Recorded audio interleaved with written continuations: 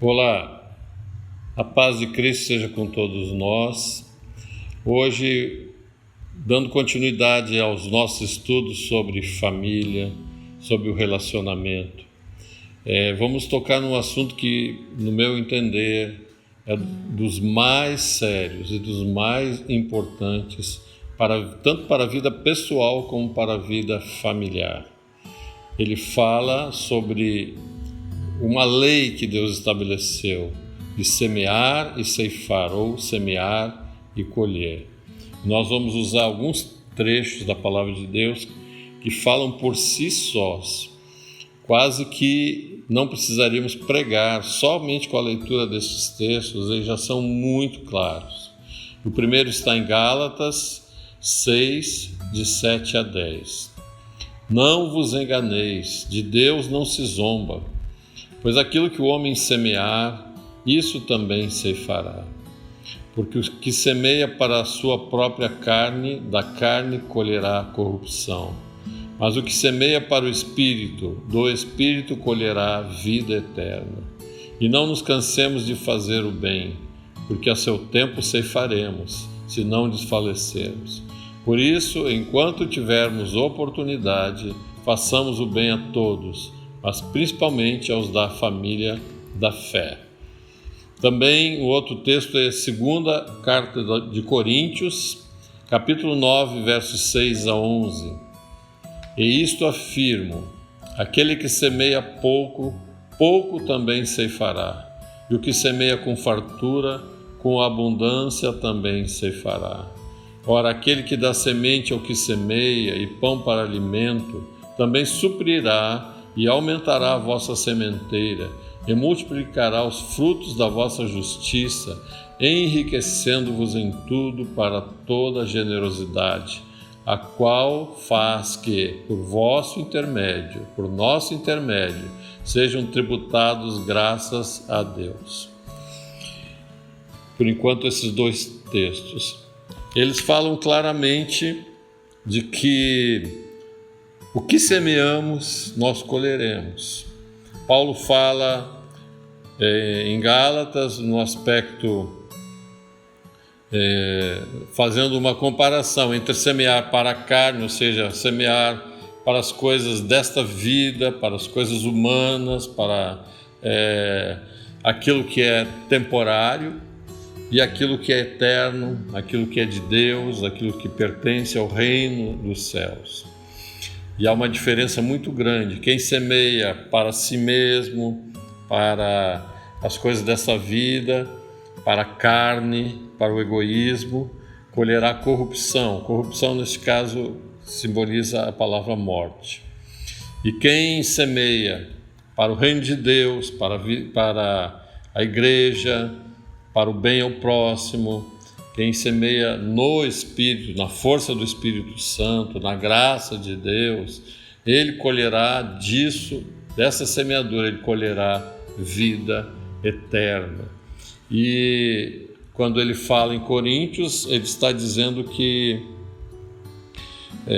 uma coleta que foi feita para os necessitados de Jerusalém, nas igrejas da Ásia, por intermédio de Paulo, e ele está escrevendo à igreja de Corinto, dizendo que a cooperação deles, a atitude deles, a generosidade deles traria muitas recompensas.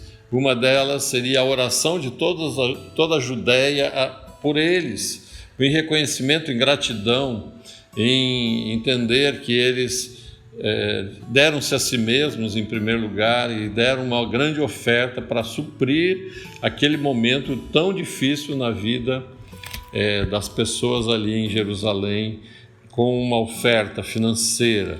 Mas é claro que não só se resume ao semear na parte financeira, na parte relativa a dinheiro, mas em muitas atitudes, em palavras, em ações, que nós devemos cuidar. E no relacionamento, isso é extremamente importante. Mas o que diz esta palavra em resumo? Mais cedo ou mais tarde, nós colheremos aquilo que plantamos.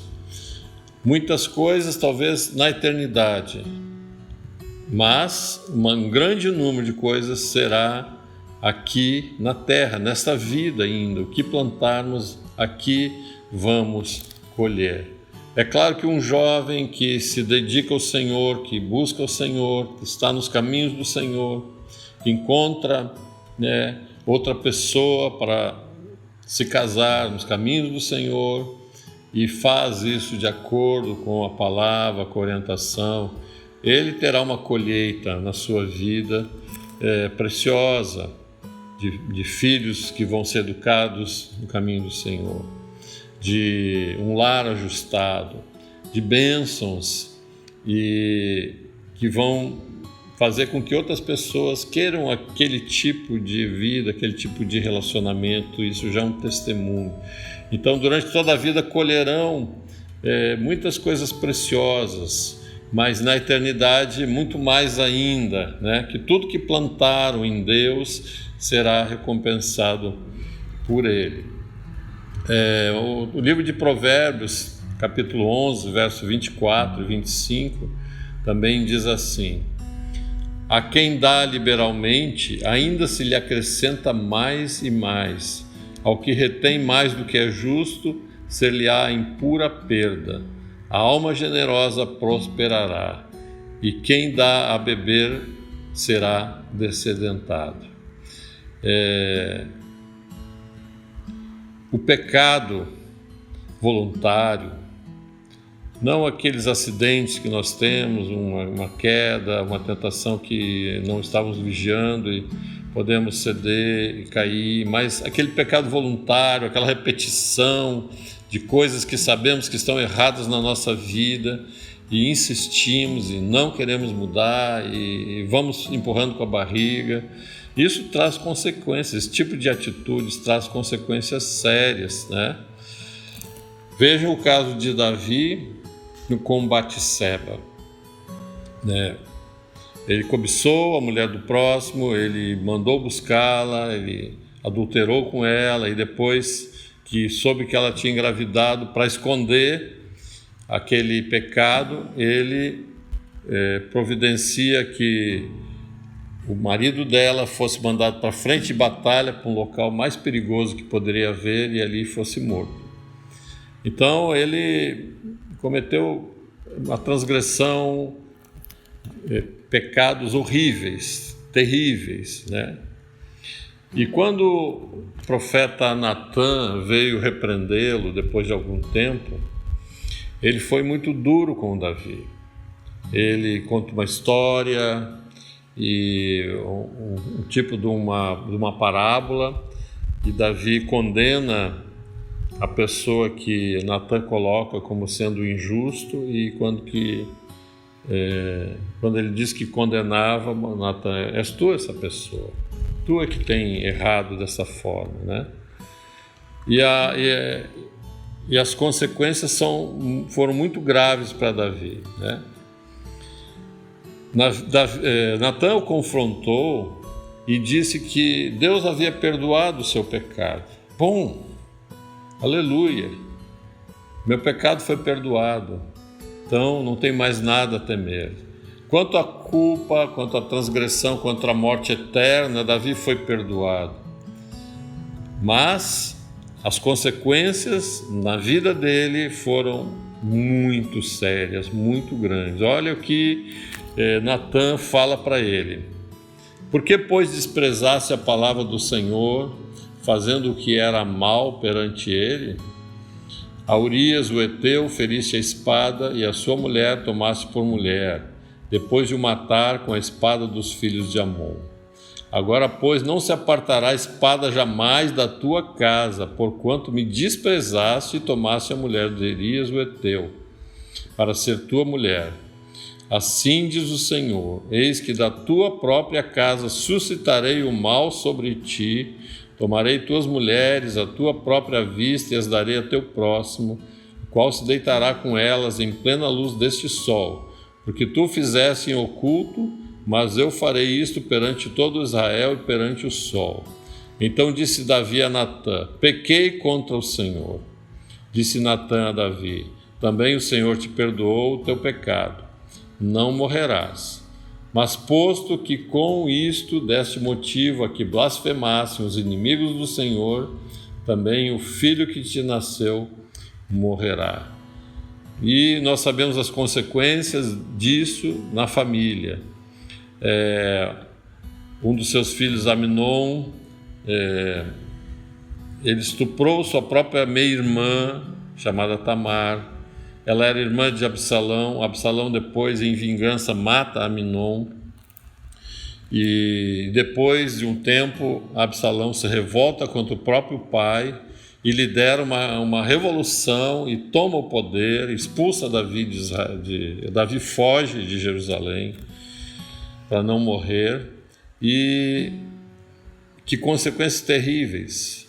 Pelo seu próprio filho ele foi perseguido. Até que numa batalha, Absalão é morto e ele então vence a batalha e volta para Jerusalém.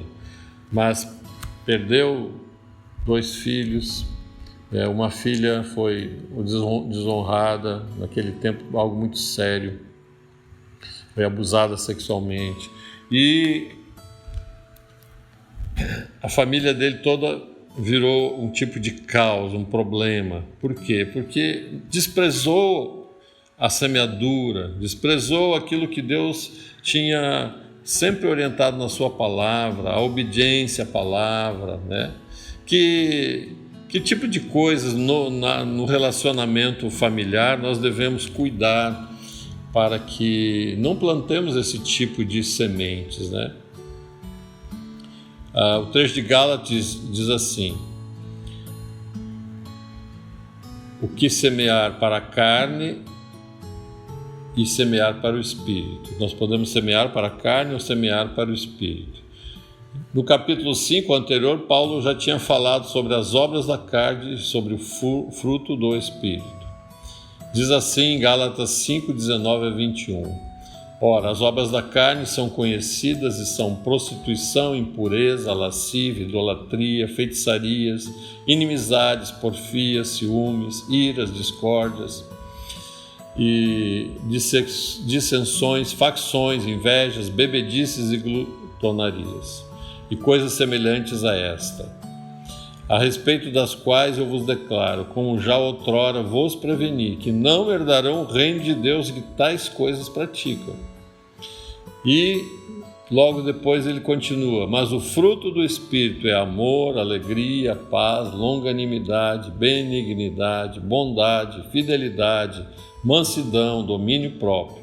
Contra estas coisas não há lei. Então são escolhas que nós fazemos, viver na carne e esse tipo de coisas que pode acontecer num relacionamento familiar, como inimizade entre pais e filhos, inimizades entre o casal, porfias, ou seja, disputas, ciúmes, iras, discórdias, dissensões, e por coisas semelhantes nós podemos entender como gritaria, desrespeito, desprezo. Isso tudo leva à morte eterna. Isso destrói também o relacionamento familiar, isso traz uma consequência séria para o relacionamento familiar, para os filhos, para o casal, né? Mas enquanto que nós semearmos amor, alegria, bom humor, paz, né? Longanimidade, ou seja, paciência, fidelidade, bondade, mansidão, domínio próprio. Isso nós também colheremos nessa vida, colheremos no nosso relacionamento e será algo extremamente precioso. E que o Senhor nos ajude a fazer isto, né? Outra coisa que é muito séria é quando um dos cônjuges exagera em algumas coisas em relação ao outro. Por exemplo, se o marido tem uma tendência a ser violento, né, e chega a agredir a sua esposa, E isso se repete, ainda que seja agressões verbais, agressões morais, não física, mas se isso se repete e ela deixa isso sempre acontecer, apesar dela ter que amar, ter que também crer, orar pelo seu marido, mas se ela nunca toma uma atitude mais séria, ele nunca sofrerá as consequências do seu pecado. Ele está prorrogando, né, um ambiente desagradável, maligno na família, e nunca enfrenta a consequência. Enquanto que se ela se posicionar, né, agrediu, vai, denuncia, coloca fala no Conselho Tutelar sobre agressão aos filhos, fala na delegacia da mulher, ele será chamado e ele vai ter que enfrentar as suas atitudes erradas completamente. Isso é grave acontecer na família de Deus, é muito grave acontecer em um cristão. Eu espero que isso nunca aconteça, mas a gente tem relatos. Eu só estou dando um exemplo bem característico, bem forte, de como também o cônjuge que é prejudicado, ele não pode deixar que esse pecado se mantenha o tempo todo na vida, no relacionamento, sem que o outro enfrente as consequências e tenha que colher aquilo que está plantando. Ao mesmo tempo, uma esposa que desrespeita o marido constantemente, que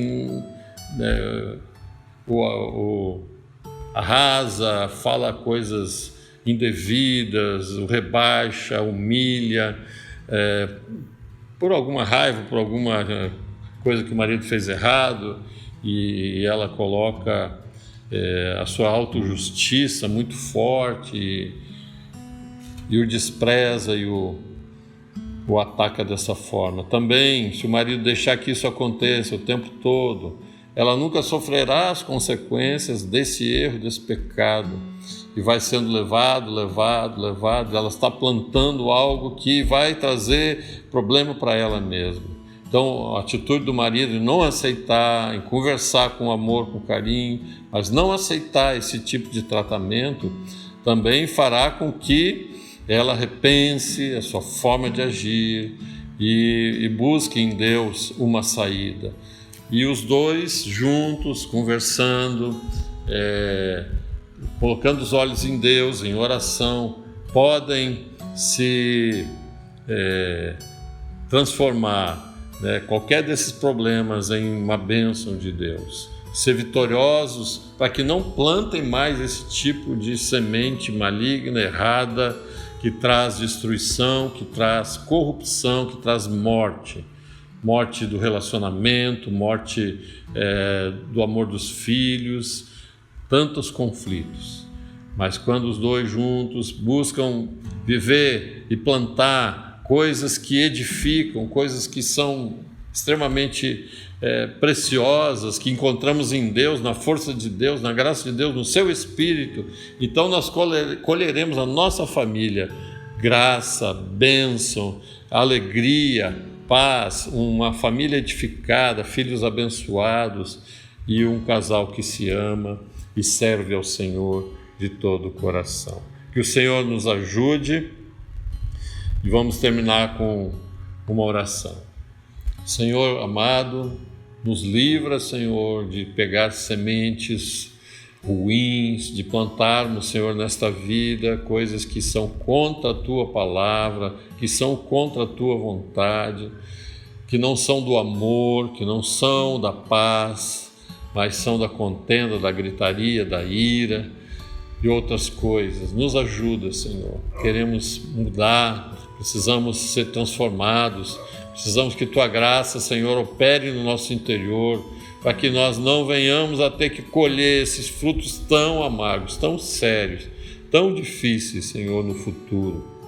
Queremos sim plantar sempre o amor e tudo aquilo que vem juntamente com ele. Nos ajuda pela graça de Deus, em nome de Jesus. Amém. Deus abençoe.